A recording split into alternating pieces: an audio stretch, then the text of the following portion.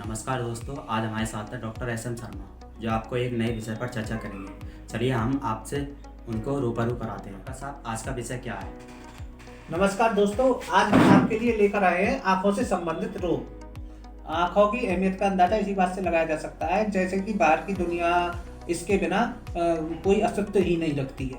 आंखें हमारे जीवन का अर्थात शरीर का सबसे महत्वपूर्ण अंग है, क्योंकि अगर आंखें नहीं होंगी तो हम किसी चीज को देख नहीं पाएंगे, प्रकृति को महसूस नहीं कर पाएंगे। आंखों के द्वारा ही हम तरह तरह के प्रकाश, प्रकृति के हरे पेड़ पौधे आदि देख पाते हैं, जिससे हमारी आंखों को शक्ति मिलती है। वर्षा काल में या शीत काल में अक्सर आंखें आ जाया करती हैं, और उसको ठीक करने के लिए हमारे इलेक्ट्रोहोम्योपैथी में ग्रीन इलेक्ट्रिसिटी का प्रयोग किया जाता है। ग्रीन इलेक्ट्रिसिटी का हम डायरेक्ट स्पेजरिक एसेंस आंखों में डाल भी सकते हैं, उसका ड्रॉप बनाकर, और उसको डाइल्यूशन में खाने में भी ले सकते हैं। तो आंख आने पर आंख से पानी का आना, कीचड़ का आना और सफेद पुतली का लाल हो जाना, ये सब लक्षण उत्पन्न हो जाते हैं। तो इनको दूर करने के लिए हमें स्क्रोफोलोसो प्लस एंजियोटिको प्लस ग्रीन इलेक्ट्रिसिटी का प्रयोग करते हैं। देखिए, डॉक्टर साहब ने आँख आने के रोग के बारे में जानकारी दी, तो बताइए डॉक्टर साहब, आँख आने में और क्या क्या समस्या हो सकती है? आँख आने में कुछ नई समस्याएं भी हो जाती हैं, जैसे कि आंखों की पलकों का सूज जाना, आंखों में रोए होना, आंखों में मोतियाबिंद की शिकायत भी हो जाती है। मोतियाबिंद भी दो प्रकार के होते हैं, एक काला मोतियाबिंद और एक सफेद मोतियाबिंद। आपको बताते हैं कि आंखों की दृष्टि में कमी किस प्रकार आती है। अधिक तेज रोशनी में काम करने से, अधिक मद्यपान करने से, अधिक नशीली वस्तुओं का सेवन करने से, या अत्यधिक रजोरोध होने से आंखों की दृष्टि में कमी आती है। और आंखों की दृष्टि में कमी विटामिन ए की कमी से भी आ जाती है। इसलिए हमें विटामिन ए का भी बीच बीच में अपने खाने में सेवन करते रहना चाहिए, जिससे हमारी दृष्टि सदैव एक जैसी बनी रहे।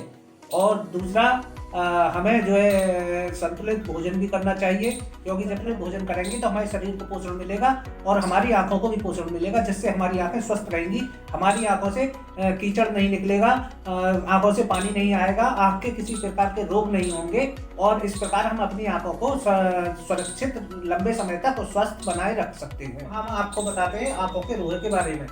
आंखों के जो रोए होते हैं उनके कारण छोटे बड़े लोगों की आंखें भी चली जाती है कभी कभी, और उनका अगर ठीक ढंग से पहले ही उपचार कर लिया जाए तो आंखें स्वस्थ बनी रह सकती हैं।